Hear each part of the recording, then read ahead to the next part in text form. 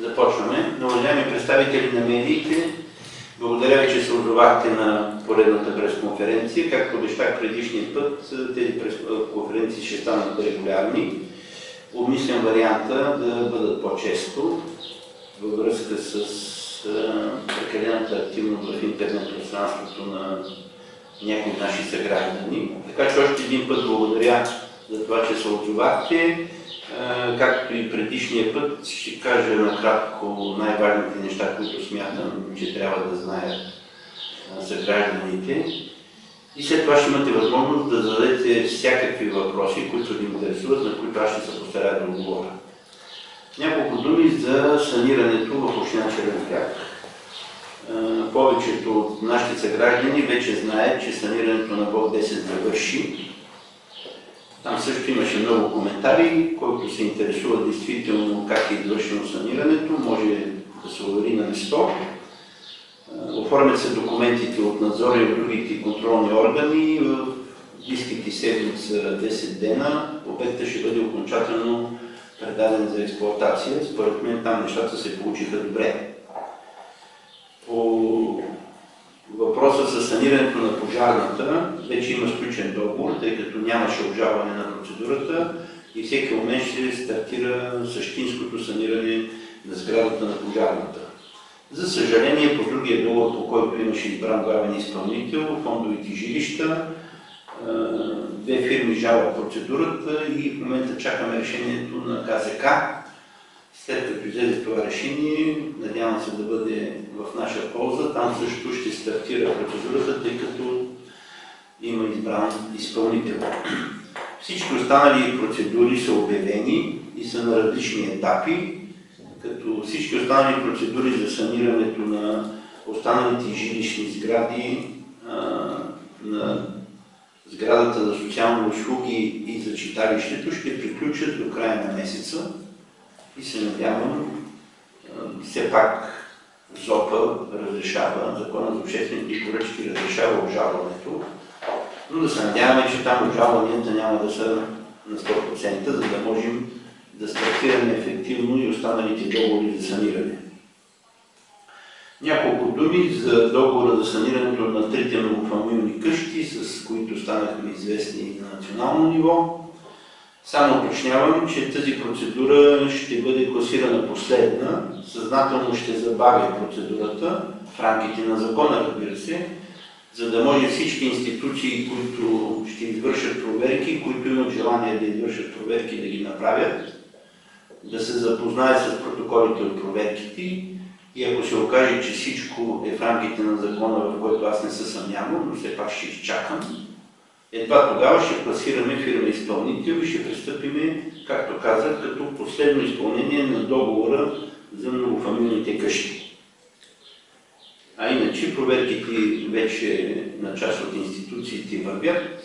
Нямам никакви притеснения по отношение законосъобразността на процедурата за саниране на многофамилни къщи.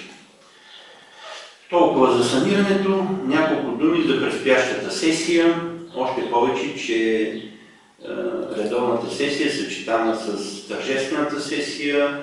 Както всички знаят, 26 юни е деня, когато с указ на царя Червен бряг е обявен за град и за община. Така че предстоящия 26 юни, който ние по традиция празнуваме всяка година, на същия ден ще има както тържествена сесия, така и редовна сесия.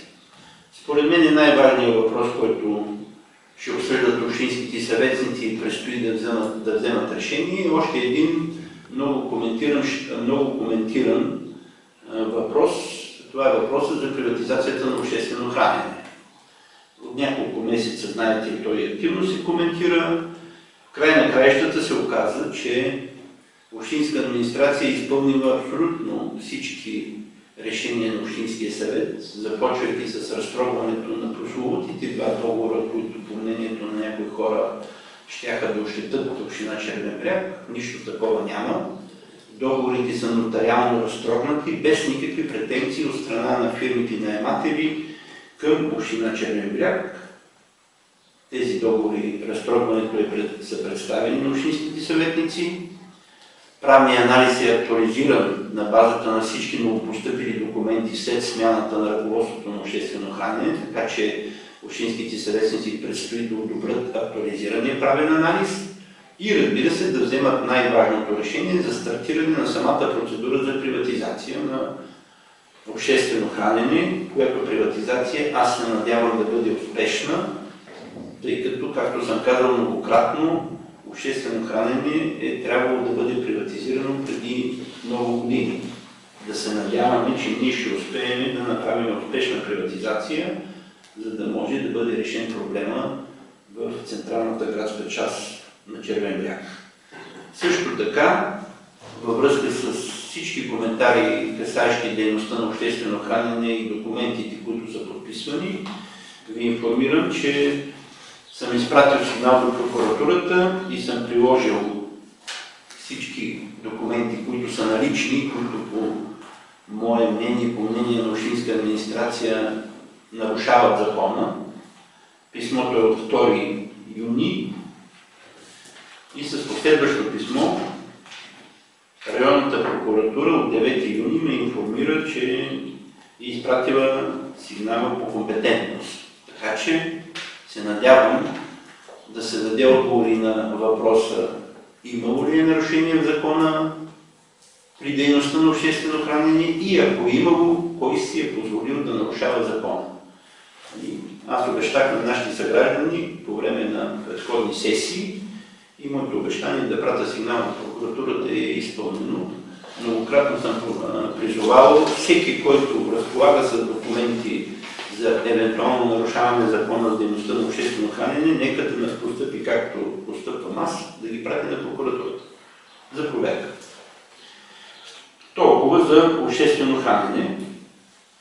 Информирам нашите съграждани, че в момента вървят условно казано, обявени са 2 много важни поръчки в дейността на общинска администрация.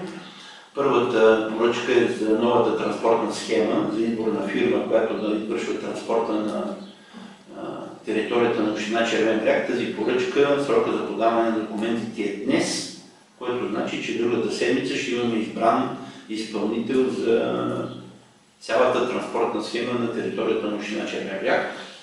Втората много важна поръчка, това е за основното асфалтиране на улиците в Червен бряг. Там по решение на Общинския съвет са заделени 480 хиляди лева. 80 хиляди от тях са за асфалтиране на улици в други населени места, но 400 хиляди лева са за асфалтиране на улиците на Червен бряг. Има одобрен график и имената на улиците, които ще бъдат асфалтирани. Тази обществена поръчка завършва на 26 юни. И това значи, че до края на месеца ще имаме избран изпълнител и на тази обществена поръчка, т.е. ще започне най-сериозното асфалтиране на улица на Червен бряг за тази година. Искам да кажа няколко думи за един проблем, който досега съм коментирал в друг аспект, но във връзка с последните ми срещи с големи работодатели на територията на общината, той все по-сериозно бива поставен и все повече ние като че не можем да намерим решение на този проблем. Става въпрос за безработицата на територията на община Червен бряг. Аз винаги съм казал, че тя е недопустимо висока и това е така. Вярно е, че през летните месеци тя започва да намалява на база на сезонен принцип, но истината е, че и към момента регистрираните безработни на територията на община Червен бряг са някъде около 2300 човека. Изключително голям брой регистрирани. В същото време се оказва, че големите работодатели изпитват неистови затруднения, когато трябва да наемат хора за работа на нормален трудов договор на 8-часов работен ден. Големите работодатели, без да ги цитирам, за да не пропусна някой, в момента изпитват недостиг на работна сила. Най-интересното е, че продължава да има поне 100 обявени свободни работни места в бюрото по труда и там не се появяват хора, които да искат да ги заемат и да се опитат да се впишат в нормалния пазар и трудов ритъм на територията на общината. Искам да кажа, че другото много притеснително е, тъй като става въпрос за работни места за хора с средно и по-ниско образование. Търсят се, обявени са работни места и се търсят работници с средно и по-ниско образование и за съжаление и там нещата не вървят. Така че работодателите на територията на общината са в абсурдната ситуация да търсят работници от съседни общини, да организират превоз на тези работници и допълнително настаняване за пребиваване тук в рамките на работната седмица, тъй като повтарям, че въпреки изключително високия брой регистрирани безработни, няма хора, които да искат да работят по 8 часа на нормален трудов договор, както е прието от законодателството в страната, което е изключително тревожно. Приключвам с това, което искам да ви кажа. Все пак няколко думи за ситуацията в интернет пространството или в фейсбук пространството и засилените коментари през последните няколко месеци по отношение работата на общинска администрация и лично моята работа. Искам да успокоя моите почитатели в кавички във Фейсбук, че без значение дали са 2 20 или 120, това по никакъв начин няма да ми повлияе върху изпълнението на програмата, с която съм избран за кмет на общината. Изпълнението на тази програма върви в момента, както се разбира от това, което казвам и от това, което се вижда. Ще продължи да се изпълнява програмата, с която съм избран, без значение дали изпълнението на тази програма притеснява някои хора или политически сили. В края на краищата, моите съграждани са ме избрали да изпълнявам тази програма и аз ще я изпълнявам с всички възможни законови средства.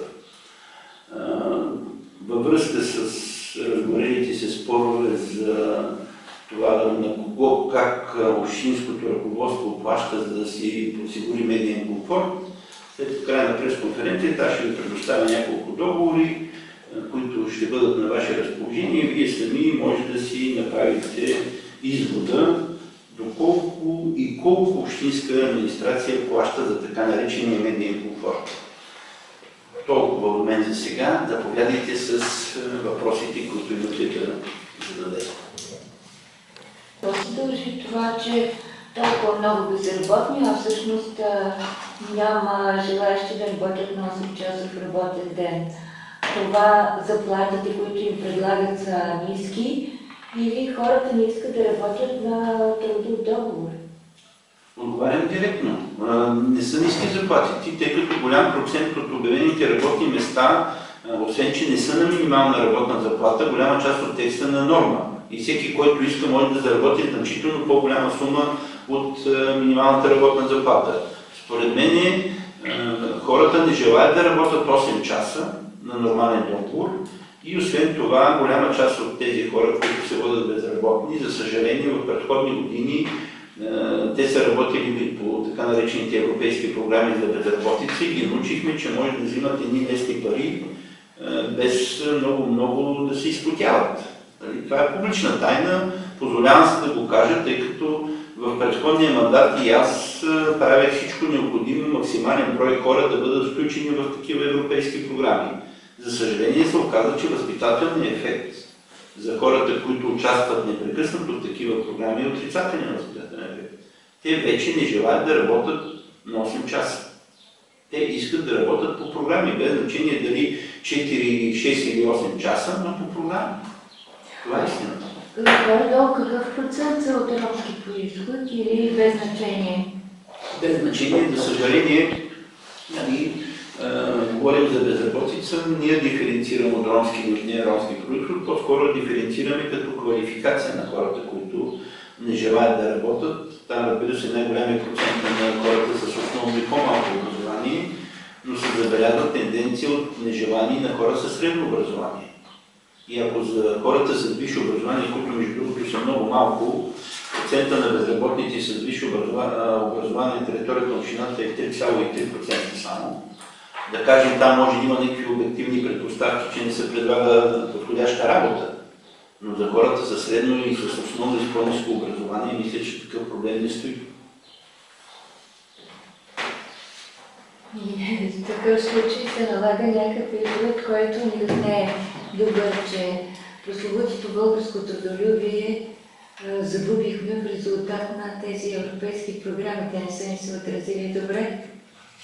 При всички случаи споделям това мнение. Даже мисля, че и още един фактор не се отразява добре, непрекъснатото повишаване на минималната работна заплата, без тя да е обвързана с това какво реално работят хората по програмите, тъй като знаете, че по всички програми европейски, большинството от хората се назначават на минимална работна заплата. А тя за нивото на България е достатъчно висока, за да не стимулира желание да се работи в реалния сектор. Това също мисля, че не е публична тайна и че трябва някои неща да се казват. Пряко. Аз извинявам, че така малко не съм в часа, но още първият път не разбрах. Всъщност, по повод санирането, какви приеми има спрямо общинското право? В какво злоупотреби с пари за саниране? Не. Обвиненията започнаха най-напред от Бог 10, че той се санира с некачествени материали, че там е нарушена процедурата на закона с издаване на строителното разрешително и че има хора, които живеят Бога и са доволни, което се оказа абсолютен балон. Всеки, който иска, може да отиде и да попита хората, живеещи в блок номер 10, който го завършихме. Дойдоха проверки за документацията, дойдоха проверки и за качеството и се оказа, че всичко това, което се говори по отношение, тъй като това е първият блок, който се санира на територията на община Червен бряг по национална програма за саниране. Не знам по каква причина беше атакуван, но се оказа, че там няма нищо вярно и в момента блока, както казах, всеки може да го види, а всеки момент той ще бъде предаден за експлоатация.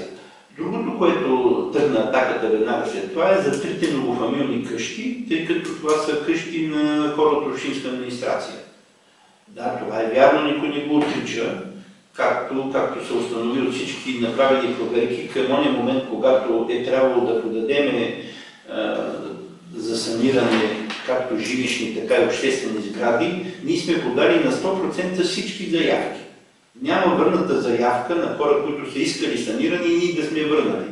Даже се получи парадокса, че въпреки подадените заявки, ние не успяхме да усвоим цялата сума, която ни беше отредена по програма Региони в растеж. Тъй като, предполагам, знаете, че за да се санира една многофамилна къща или един жилищен блок, 95% от живущите в блока трябва да са направили дружение, да са се подписали и да са изявили желание за саниране. След това ние това дружение го регистрираме по съответния нормативен начин и едва тогава може да се кандидатства.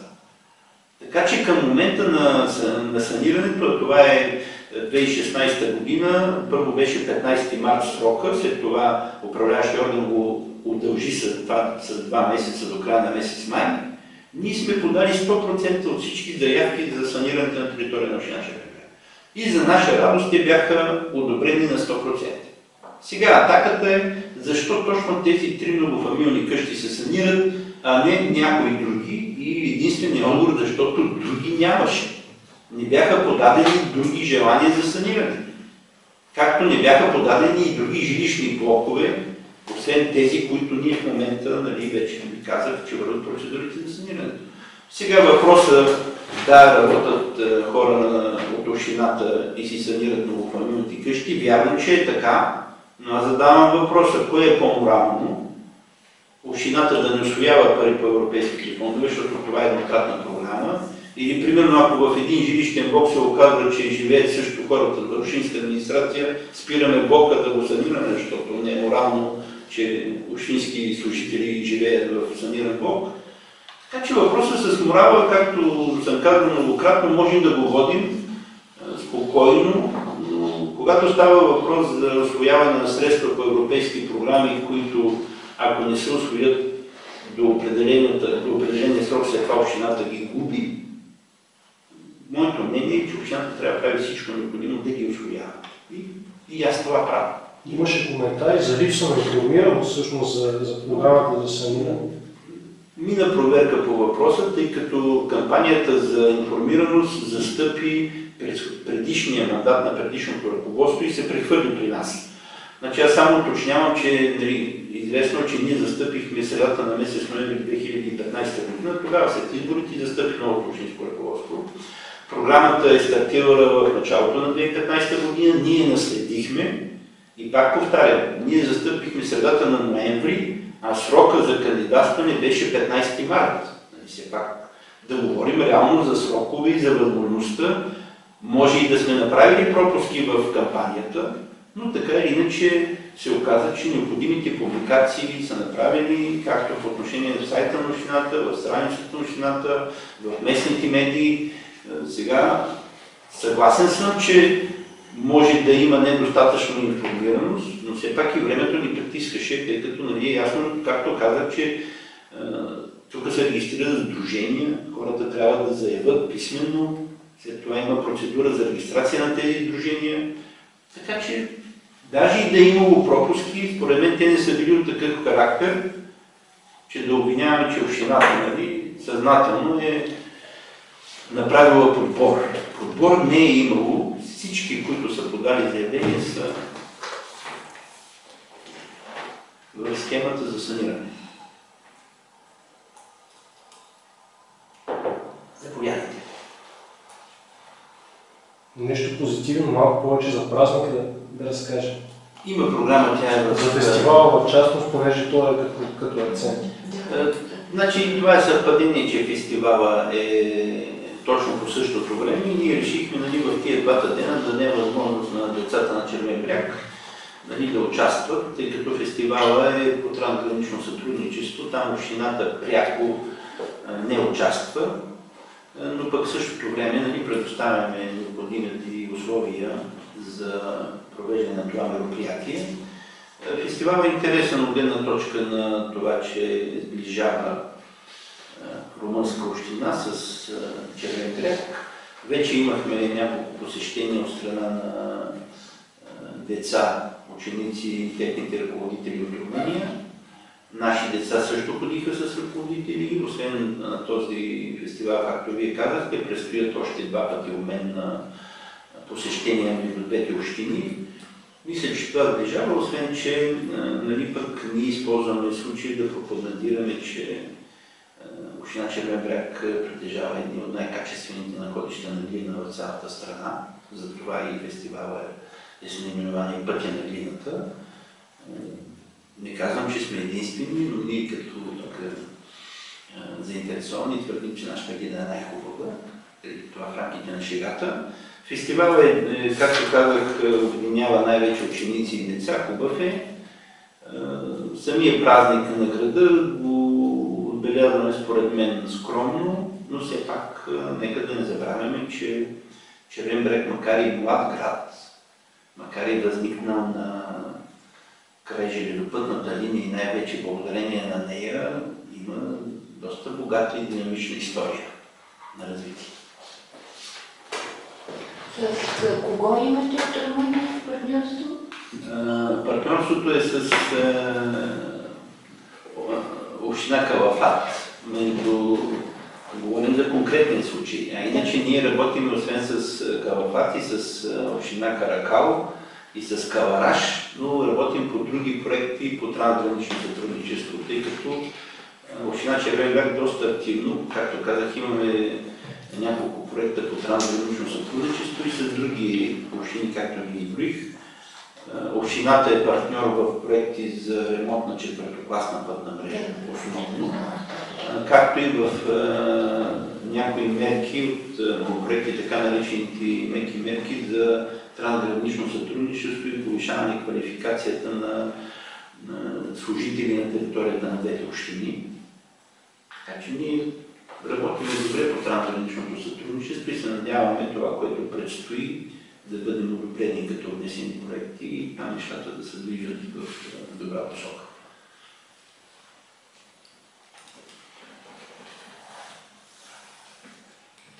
Заповядайте.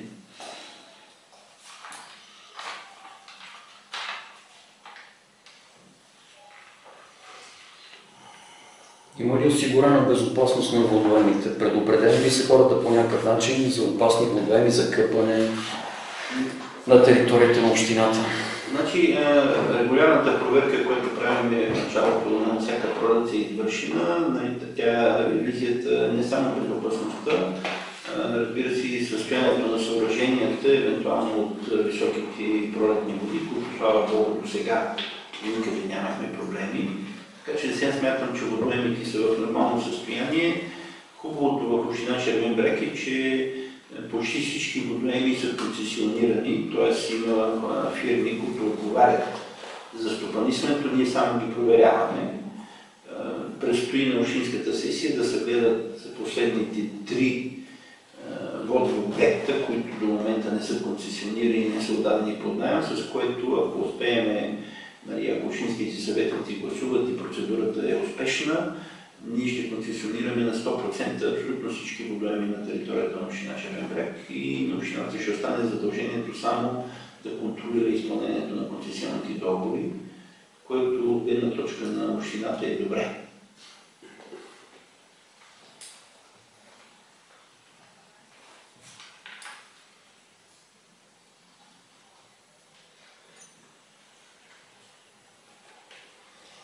Заповядайте. Ако не, да се ориентираме към приключване. Благодаря ви за участието. Както казах, ще бъдете канени на всички регулярни срещи, които смятам да участват от насетне. Така че благодаря още веднъж.